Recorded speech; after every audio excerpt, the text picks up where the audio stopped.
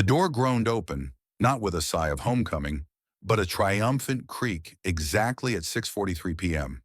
Her carry-on bumped heavily against the archway, its wonky wheels, which I'd tightened twice, scraping a familiar complaint against the polished floor. She never noticed. She was smiling, not the gentle curve of genuine delight, but the broad, almost theatrical grin of someone who believes they've outsmarted the world. A woman who just pulled off a grand heist and was high on the audacity of it all. "I'm home," she chimed, her voice bright, like a character stepping out of a rom-com's perfect finale. I said nothing. She kicked off her heels, spun a graceful pirouette in the living room, then collapsed onto the couch, arms thrown wide as if awaiting a standing ovation for an invisible marathon. No embrace, no, "I missed you." Just that smile, stretched taut across her features, a ribbon attempting to hide a chasm. I stood rooted in the kitchen watching. The table was meticulously set, her favorite penny. Garlic-infused oil, plump blistered tomatoes, steaming under a single candle's soft glow, flickering between two wine glasses. She still hadn't noticed. "Oh, wow!" Hazel Thorne finally exclaimed, her eyes scanning the spread. "You did all this? Caleb, you're too sweet." My insides were a block of ice. What I'm about to reveal will change everything you thought you knew about betrayal. Just 15 minutes before her grand entrance, her tablet's airdrop had glitched, syncing a rogue album to my laptop. A photo, a hotel bed, a man's hand, definitely not mine, tangled in her hair. I'd fixated on it, memorizing the subtle weave of the sheets, the faint shadows of morning light. So no, the penny, her presence, it meant nothing now. Home wasn't where lies unpacked themselves and stretched out like they owned the place. She remained oblivious to my silence, her voice a cheerful, relentless stream. "You wouldn't believe the stress of those workshops," she prattled, eyes closed, head tilted back against the cushions. 12-hour days, forced breakout sessions. One executive actually wept during the trust falls. I'm utterly drained, but also weirdly revitalized, you know? I knew. She was glowing with a vitality that had nothing to do with corporate networking or team-building exercises. My hands trembled beneath the table, but I kept them out of sight. My voice, when it finally emerged, was a brittle whisper. "Didn't realize Sarasota hosted leadership summits." Her eyes fluttered open slowly. "What?" "You said the conference was in D.C., I stated, my gaze steady. "But your location tag, that airdrop, the hotel's embroidered logo on the pillow." I didn't need to finish. Her smile dissolved, bursting like a fragile bubble. The room was plunged into an unnerving quiet. Even the candle flame seemed to shrink. I hadn't asked a question. I hadn't raised my voice. All I'd done was utter a city's name. And just like that, the light behind her eyes extinguished. She didn't speak for a full 10 seconds, only blinking, as if her mind had stalled. Her lips twitched, searching frantically for a plausible fabrication. I waited, unmoving, my gaze unwavering.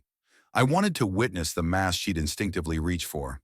Denial, fury, or that nervous, fake laugh she deployed when caught in a half-truth at social gatherings. "That must be a glitch," she finally stammered, standing too abruptly. "My phone does that sometimes. Sends random things. You always say it's cursed, remember?" She advanced slowly, like approaching a wary animal. I took one deliberate step back, enough to halt her in her tracks. "Was it just one photo?" she inquired, her voice too light, too calculated. I didn't answer. Instead, I opened my laptop and rotated the screen toward her. There were 5. One of her in bed laughing, another, 2 wine glasses clinking, a third on a balcony, palm trees silhouetted against a sunset sky. Then her in a crimson dress I'd never seen. The last curled asleep against a man's bare chest, time-stamped 2:12 a.m. Thursday night. She didn't shed a tear. She didn't scream. She didn't even offer an apology. A long, soft sigh escaped her lips. "You weren't supposed to see those," she said, as if misplacing a grocery list. "Caleb, this doesn't have to mean the end of us." That's when I laughed. Not a loud, angry bellow, but a single, sharp, breathless bark of pure disbelief. This is the uncomfortable truth about what happens when you confront a master manipulator. You booked a getaway with him while telling me you were in leadership training. You FaceTimed me from a hotel bathroom and claimed your coworker was snoring next door. Was that before or after the beach picnic? Her expression remained utterly impassive. She stood there, hands tucked into her pockets, as if this were a trivial discussion about mismatched socks. I wasn't planning to lie indefinitely. I was going to tell you next month, after your birthday. A wave of nausea rolled through me. You were waiting until after my birthday to shatter my entire life. No, she replied softly, her voice devoid of remorse. I was waiting until after your birthday so I wouldn't ruin the weekend. I thought you'd want one last good memory. That did it. Something inside me fractured. Not with a deafening crash, but a delicate, chilling crack across something already brittle. I walked past her, out the door, into the biting night. No plan, no bag, just the cold air and the sound of her not chasing after me. I didn't go far. I told myself I'd walk until the fire in my veins cooled, maybe hit the gas station for its harsh neon glow. But my legs carried me only to the park across the street, to the cold bench where our neighbor's boy had once broken his arm on the monkey bars.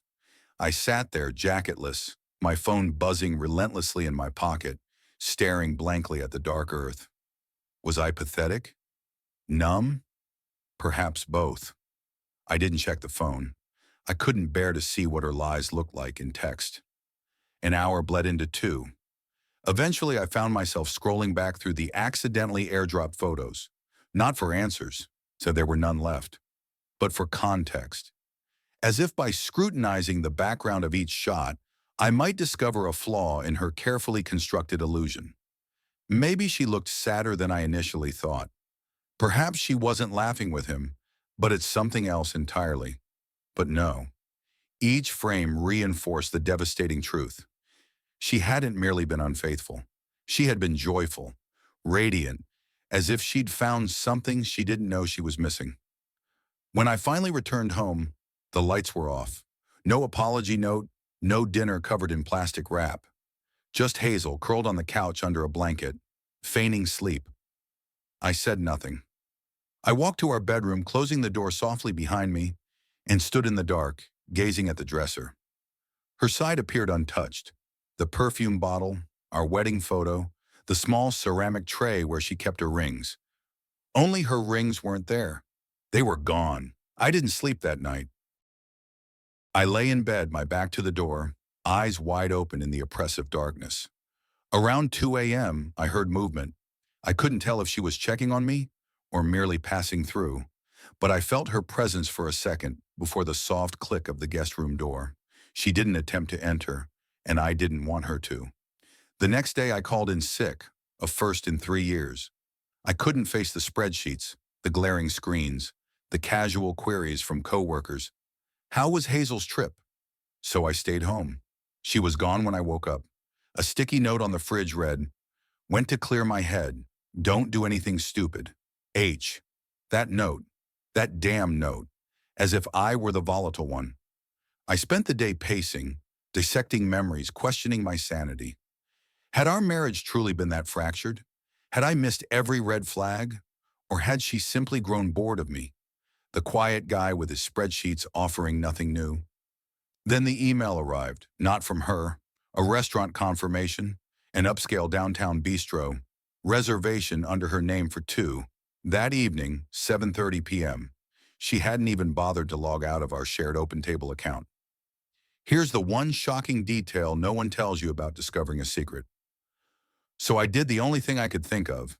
I dressed in my best suit, grabbed my car keys, and drove straight there. I wasn't sure of my intention. I wasn't even certain I'd walk inside. But the moment I saw her, seated at a candlelit table in that same red dress from the photos, laughing across from a man I'd never laid eyes on, I knew there was no turning back. I parked across the street and sat in my car for 10 minutes, watching them through the restaurant's wide front window. It was the kind of place with soft jazz, attentive waiters in black aprons who anticipated your water refill. Her back was to me. His wasn't. I saw his face clearly, Smooth, perhaps early 40s, an air of quiet confidence. He wasn't talking much, just nodding, listening, a faint smile playing on his lips. The kind of smile reserved for someone you've grown accustomed to touching. His hand rested on the table. Hers was inches away, palm up, fingers relaxed, a posture that only emerges when one feels utterly safe, comfortable, at home. I walked in without a plan. My heart wasn't even racing. I felt something colder than rage, that strange, flat detachment that washes over you when your brain finally admits there's nothing left to salvage. The hostess smiled, asking if I had a reservation. No, I replied. Then I pointed. I'm just here to join my wife. Her eyes followed my gesture. Her smile evaporated instantly. She didn't stop me. I reached the table as the waiter poured wine. Hazel was mid-laugh. Her eyes lifted, met mine, and the laughter died in her throat. It didn't break. It simply ceased to exist. Not shock, not guilt, just a profound stillness. The man looked at me, confused. Friend of yours? I pulled out the third chair. Something like that. She opened her mouth, perhaps to stop me, to warn him, but I was already sliding my phone across the table. The screen displayed the airdropped photo. Her, in bed, with him. He froze. His hand recoiled slowly, as if burned. You didn't tell him? I asked, not even looking at her. No, she said quietly, without a trace of shame. Not yet. Wow, the man muttered, pushing his chair back. You said you were separated. She didn't argue, didn't deny, didn't plead. She simply folded her napkin and placed it on her plate, as if this were an awkward work dinner that needed a swift conclusion. You said your husband was living in the guest room, he continued, now standing. You said he was seeing someone else. I finally met her gaze.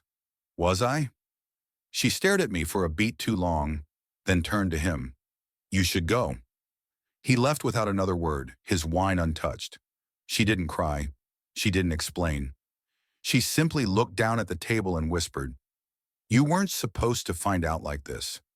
That broke a small, final piece of me, because it implied she had a plan, perhaps a rehearsed speech, a carefully crafted letter, a meticulously managed disaster that wouldn't have looked like this public, humiliating mess. I stood up. You never planned to tell me. You planned to quietly replace me and hope I'd simply fold myself out of the picture. She didn't argue. I left without saying goodbye, drove past our street, kept going. My phone buzzed once, then again. I didn't look. That night, I didn't go home. I didn't tell anyone where I was.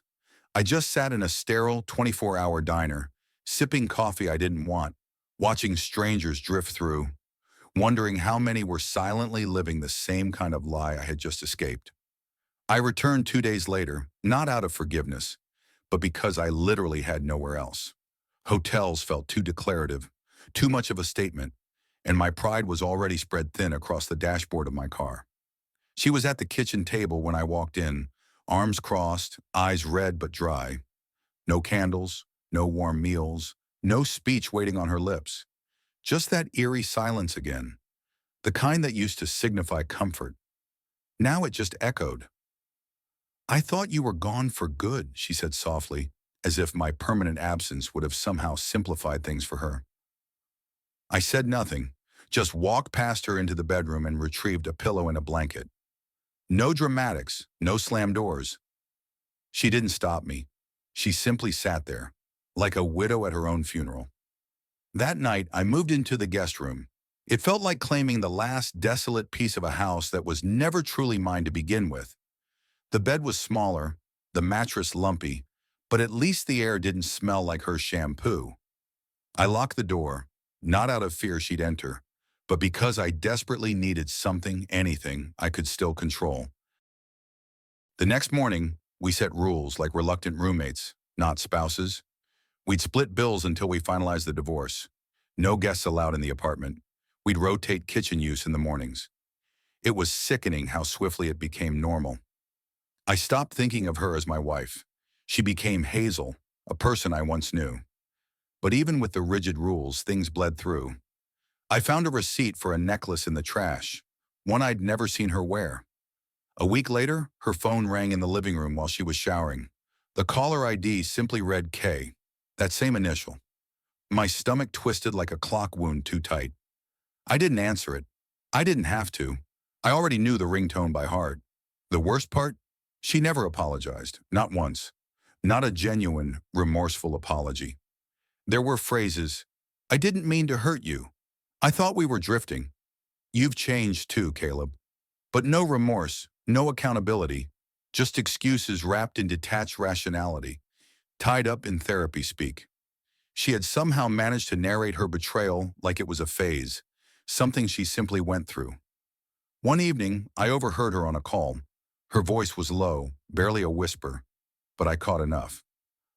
"No, he's not really reacting. I think he's just shutting down." A pause. "No, I haven't told him about us moving in yet. He's still in the guest room." More silence, then laughter. That was when the numbness shattered. That laugh ignited something behind my ribs. Not rage, not heartbreak, but a quiet, searing clarity. She wasn't just moving on. She was replacing me while I was still under the same roof, and she was giving him a play-by-play. This is the exact moment I realized I had to change everything. That night, I opened my laptop and began meticulously gathering documents. Lease agreements, bank statements, anything with both our names. It wasn't revenge. It wasn't even just survival. It was pure logistics. Because while she was planning a new beginning, I was quietly preparing to end things entirely on my terms. A week passed, then two. The air between us grew thin, like stretched plastic wrap neither of us dared to tear, but both of us resented. We didn't fight. That would have required effort. Instead, we coexisted in an eerie truce, civil enough to avoid suspicion, detached enough to feel like strangers trapped in a shared lease. She came and went with clockwork precision, always dressed impeccably, always with that same faint perfume that used to make me dizzy with comfort. Now it simply made me nauseous. She stopped wearing her wedding ring entirely. It sat in the little ceramic tray beside her sink like an outdated accessory she'd eventually toss into a forgotten drawer. One morning, I passed the bathroom and caught her humming while applying makeup. The same tune she'd hummed the night she got back from Florida. It hit me then. She hadn't truly returned home. She'd merely made a temporary stop before heading to her next destination. By now, I had every single file saved. Copies of our shared assets, screenshots of her text to Kieran, backups of everything she once thought I was too passive to notice. I'd even discreetly met with a divorce attorney downtown. She wore wireframe glasses and didn't blink when I recounted my story. She simply took notes, asked sharp, precise questions, and outlined a clean exit strategy. No courtroom theatrics, no drawn-out battles, just cold, surgical detachment. It felt exactly right. The next Sunday morning, while she was out grocery shopping, a manila envelope slid under our apartment door. No name, just a thick corner peeking out from beneath the rug. I stared at it for a long moment before picking it up. Inside were 5 photographs. Hazel, him, smiling, holding hands, kissing. One in front of a condo building I didn't recognize. Another at a dog park. Our dog wasn't in it, but theirs was. I don't know who sent them. A friend, a disgruntled neighbor, perhaps even someone in his life who wanted me to know the full truth. It didn't matter. What mattered was that I wasn't losing my mind. That beneath all her manipulation and carefully constructed half-truths, I hadn't been imagining things. Someone else saw it too, and they wanted me to see it with my own eyes. Ready to uncover the ultimate proof? When she came home, laden with paper bags full of groceries I hadn't requested, I was already seated at the kitchen table. The envelope rested in front of me. She saw it, paused for the briefest moment, then continued walking, pretending not to care. "I'm making salmon for dinner," she announced breezily. "Want any?" I didn't answer. She began unpacking the groceries, still humming, still pretending the envelope didn't exist. As if, ignored long enough, it would simply vanish. Finally, I spoke. "You're moving in with him, aren't you?" She didn't flinch. She simply placed a bunch of herbs into the fridge. "What makes you say that?" "Because I've already spoken to a lawyer," I replied calmly. "Because your ring hasn't moved in 3 weeks. Because someone sent me photos." She closed the fridge, turned slowly. No guilt, just a flicker of irritation. "You weren't supposed to make this difficult," she muttered. "You were just supposed to fade out." Those 5 words told me everything. She hadn't just cheated on me. She'd written me out of her future as if I were a mere typo in her life story. But I wasn't fading. Not anymore. I didn't sleep that night, not because I was heartbroken.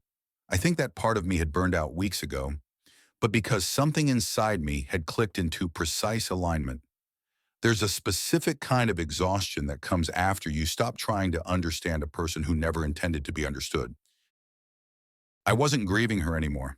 I was waiting, calculating, watching the house I'd helped build transform into a stage for someone else's life. At 5:17 a.m., my phone buzzed. I was sitting on the guest room floor, sifting through a pile of papers for the third time, ensuring I hadn't missed anything.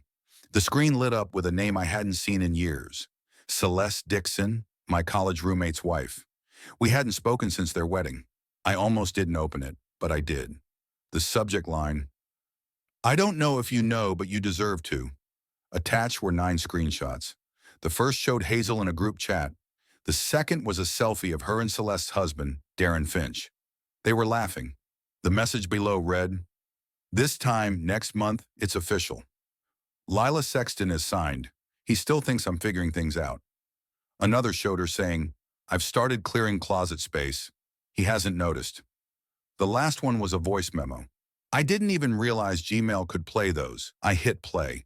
Her voice came through, clear as if she was standing right beside me. "He's so passive. I swear he'll just hand me the keys if I look sad enough. Honestly, the guilt is fading. I mean, if he really loved me, he would have fought harder." I sat there for a full minute after the audio ended, staring at nothing. Not because it hurt, not even because I was angry, but because I realized just how thoroughly she'd rewritten our history. I wasn't a husband to her anymore. I was an obstacle. A wall she had been waiting to see fall on its own. In 7 days, your entire perspective will shift. By 9-ish a.m., I was in motion. I called my attorney, signed the documents, arranged the notary. At 11:42 a.m., while Hazel was at a yoga brunch, her words, I printed 2 copies of the divorce agreement, one for her, one for me. I slid hers into a bold red folder, red because subtlety wasn't the point anymore, and left it on the kitchen island. By 1 p.m., I had booked a storage unit. By 3:30 p.m., I had quietly moved out everything that was mine and not bolted down. Books, tech, tools, family heirlooms, the dog's medical records. And yes, Baxter, the dog. He came with me. She never liked him much anyway. By 4:15 p.m., I had meticulously erased my presence from the apartment. I unplugged my router, removed my name from the electricity account. I even unlinked from the smart speaker. When she came back, there would be no sign I'd ever been there, except for the vibrant red folder and the profound silence. And I didn't leave a note, just a text. "The keys are on the counter. You can stop pretending now." She didn't respond immediately. But at 5:06 p.m., just as the sun dipped below the horizon, she finally called. I let it ring. Then I powered off the phone. I don't know what time she walked in, but I know what she walked into. No music, no scent of dinner cooking, no half-argued notes on the fridge. Just a vacuum of stillness, and that red folder on the counter, standing out like a wound that had already healed.